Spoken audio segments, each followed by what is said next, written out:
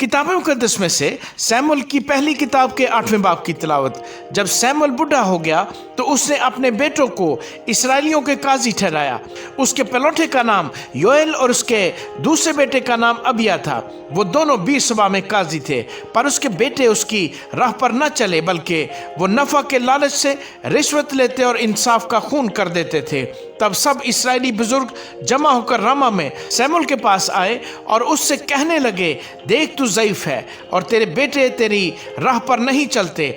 अब तू किसी को हमारा बादशाह मुकर्रर कर दे जो और कौमों की तरह हमारी अदालत करे। लेकिन जब उन्होंने कहा कि हमको कोई बादशाह दे जो हमारी अदालत करे, तो ये बात सैमुअल को बुरी लगी और सैमुअल ने खुदावंद से दुआ की। और खुदावंद ने सैमुअल से कहा कि जो कुछ ये लोग तुझसे कहते हैं तू उसको मान, क्योंकि उन्होंने तेरी नहीं बल्कि मेरी हकारत की है कि मैं उनका बादशाह न रहूं। जैसे काम वो उस दिन से जब से मैं उनको मिस्र से निकाल लाया आज तक करते आए हैं कि मुझे तर्क करके और माबूदों की प्रस्तिश करते रहे हैं, वैसा ही वो तुझसे करते हैं। सो तू उनकी बात मान, तो भी तू संजीदगी से उनको खूब जता दे और उनको बता भी दे कि जो बादशाह उन पर सल्तनत करेगा उसका तरीका कैसा होगा। और सैमुअल ने उन लोगों को जो उससे बादशाह के तालिब थे खुदावंद की सब बातें कह सुनाई। और उसने कहा कि जो बादशाह तुम पर सल्तनत करेगा उसका तरीका ये होगा कि वो तुम्हारे बेटों को लेकर अपने रथों के लिए और अपने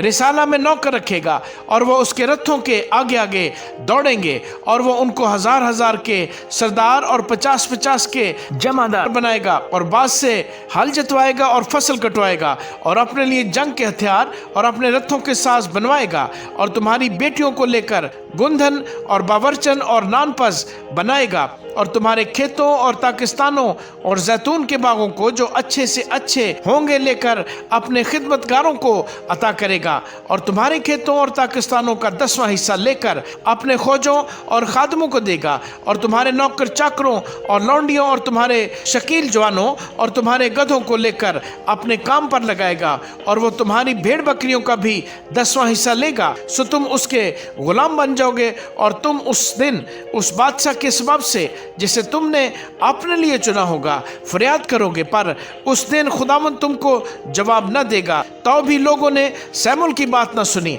और कहने लगे, नहीं, हम तो बादशाह चाहते हैं जो हमारे ऊपर हो, ताकि हम भी और सब कौमों की मानद हों, और हमारा बादशाह हमारी अदालत करे और हमारे आगे आगे चले और हमारी तरफ से लड़ाई करे। और सैमुअल ने लोगों की सब बातें सुनी और उनको खुदावंद के कानों तक पहुंचाया, और खुदावंद ने सैमुअल को फरमाया, तो उनकी बात मान और उनके लिए एक बादशाह मुकर्रर कर।